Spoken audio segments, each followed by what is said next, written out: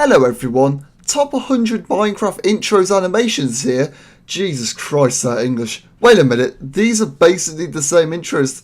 How the fuck does this have 1,000,000 views? God has left us, boys.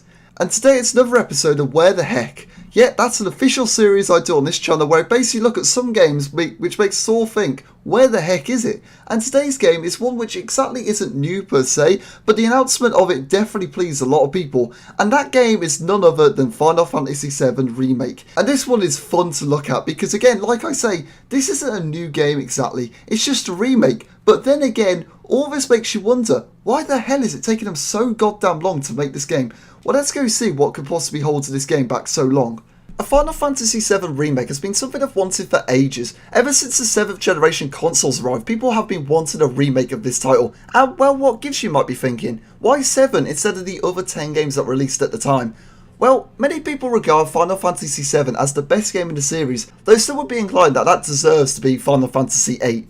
Well, there's probably one major reason it was 7 over 8, and that's because way back in 2005 at the PlayStation E3, Sony showed a tech demo for the PlayStation 3, and well, the demo that was shown was the opening sequence of Final Fantasy VII. And well, with its 10th anniversary not too far off in 2007, people believed that Square Enix were preparing to release a fully fledged remake of Final Fantasy VII on its 10th anniversary. But as you can see right now, nothing came to fruition.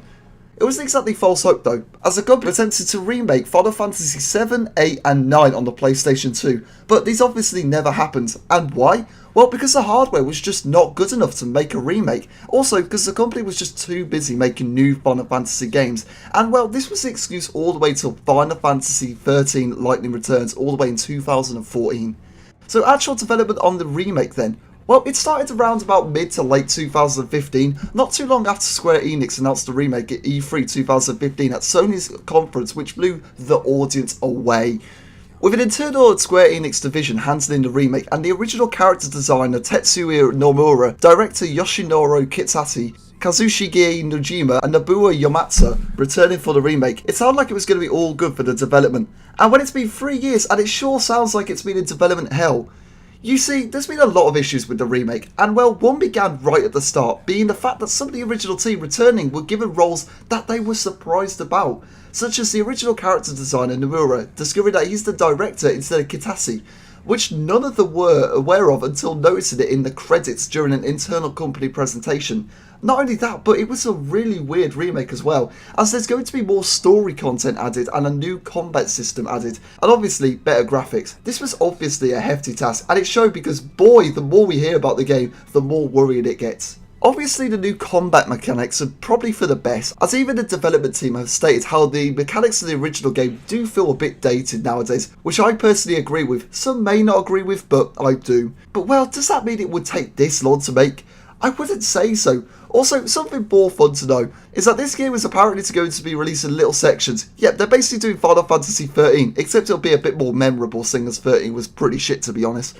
But again, I say probably because nothing is 100% sure, because in late 2017, the development went from working with some external partners to completely internal, which raised some questions about the state of the remake, with some rumours going around that the remake was being done from scratch again. Well, that's not 100% true, but there is some truth to this. It turns out that the external work was with CyberConnect 2, and well, they were helping with the action gameplay and video quality, and well, all the work they did with CyberConnect 2 was seen to not reach the quality that Square Enix were looking for, also citing mismanagement as another issue with CyberConnect 2. And as said before, they ceased working with them in late 2017, making Final Fantasy VII Remake an internal only development. Not all is lost for the game though, it seems, because only in February this year were 2 new screenshots posted for the game, even showing its updated HUD. And whilst video footage was denied being shown by Square Enix, it does seem that they are aware that fans are becoming more impatient and a bit worried about this project.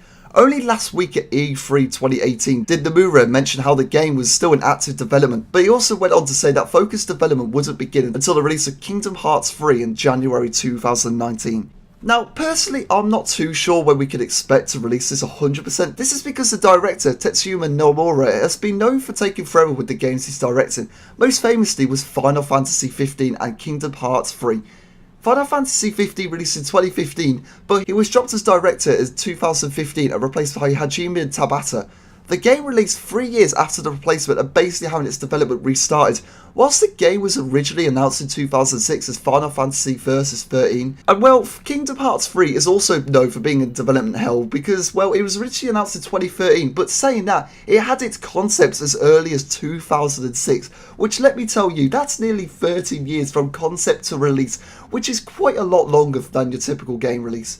But saying everything there, considering how long it took Kingdom Hearts 3 to hopefully release after Final Fantasy XV, I'd be willing to say a late 2020, if not early 2022 release for this game. Now, that's obviously ridiculously far off and a pretty big gap between those dates, so you've got like a year and a half where you could see this game release.